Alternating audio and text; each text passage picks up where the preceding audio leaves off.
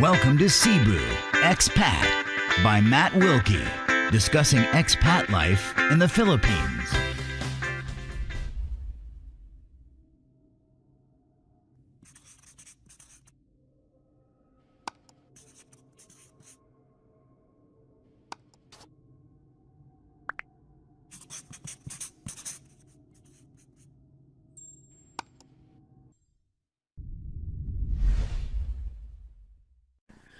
Okay, I want to talk about valuing yourself.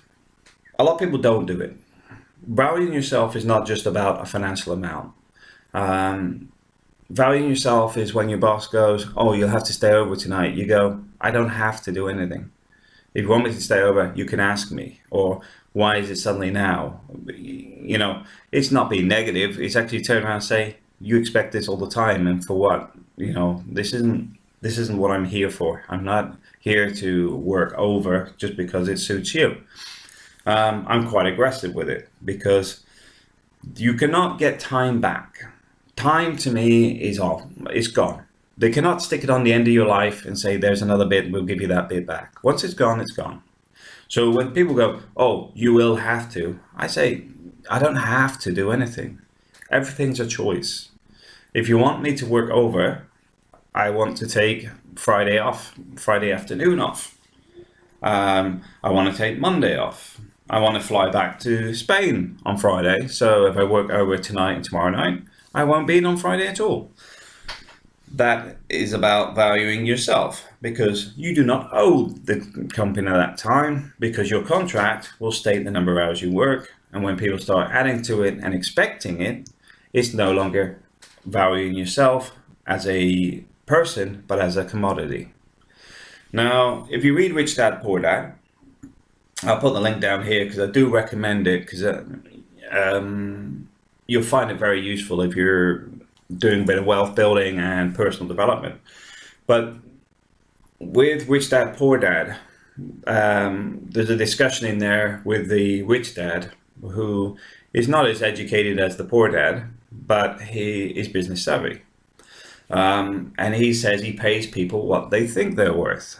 He's not underpaying people, because if people didn't value themselves at that rate, they wouldn't work for it. So how could he be underpaying people? Because that's what they value themselves at. And it's very true. McDonald's, for example, will pay minimum wage and will get away with it as long as those jobs are filled.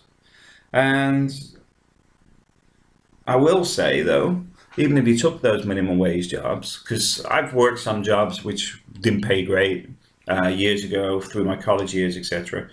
But at the same time, the drive was not to stay in those jobs. They were a fill job. But at the same time, even if you wanted to stay in McDonald's, the value for yourself in personal development is working your way up to manager, regional manager, and maybe even franchising a few stores yourself directly. How do you do that? Well, that's the question you need to be asking yourself to add value to your life, because mopping the floor has a 2-year life expectancy, if that. They don't expect you to be there, or you should have at least started to move up the ladder. But to move up faster, you need to develop faster. And adding that value doesn't always come from the company. I've had it myself where the companies pay for training for this in something I don't want to do, because it's taking my career in the opposite direction of where I want to go. Because there's a shortage of people that can do this, but they know I'm very capable of doing it, so we'll put you in there. Well, I know in this type of business, you do that and you're the only person in the business that can do it, you're going to end up with doing that for the rest of your life, because quite simply you've been boxed in by the company. But myself, do I whine about it? No, I get myself on a different course. I still do the one they want me to do, but I do more to actually drive myself forward. I add value to me. Company adds value to you as an asset for them. You add value to yourself, for yourself. The company do benefit from it. If I progress myself, I benefit. If I progress myself, the company benefits.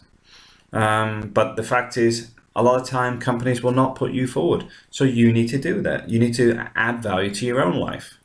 And everything revolves around this, and most people can't see it. They'll work at the same company for 10 years, 15 years, may get made redundant, and then go, what do I do now? But the reality is, maybe you wanted to be a photographer. So how do you become a photographer? You do it outside of work. You develop these skills on your own. It can be quite low cost, but at the same time, if you're serious about it, you can develop it outside of your work time. That's adding value to your life. It's doing something you want to do, even if it's not for financial gain. But if it gets good enough, like doing the wedding photography and stuff that a lot of people don't like doing, then financially you could be better off than you would in your day job. I've had it before. As a locksmith, I added value to myself. I went and did a training course. The company wouldn't pay for it, so I paid for it myself. And I was earning up to £700-800 a week in the evenings part-time. At that time, I was only taking about £400 a week home in my salary. I was earning double in part-time than I was in my full-time job. I added value to myself. So look at yourself. You have to decide where you want to go in life, what you want to do in life. And if your company is paying minimum wage, how do you get away from moving, taking that? Because myself, I have no problem with minimum wage, but I don't see that as the be all and end all. That's where this value thing comes in, because if you value yourself at that, that's all you're ever going to achieve. But if you value to say, right, this is a starting point, I'm going to progress myself from here. What do I need to do? And one of the ways to do that is get the job pages out and have a look and see what job you would actually like to do. And when you do, you can then start seeing, right, they have those qualifications. What experience and knowledge do they need? Oh, okay. And you can start to fill in some of these gaps yourself. You don't even need to have a job at the time. You can do the training yourself. You can even get experience by, management, for example. How do you get management experience for free? Volunteer for a charity.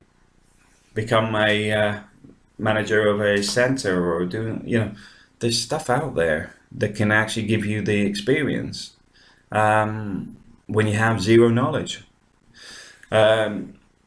There's lots of ways to develop yourself, but to value yourself is the important bit. Because if you don't, you're going to be in that dead-end job and won't move. You're going to be getting a boss that tells you you will work this weekend and you won't challenge it. You're going to be constantly being pushed back by people around you that do not value you as a person. It also goes on in home life. I know people that have these relationships where they sort of become disconnected. I'll give an example.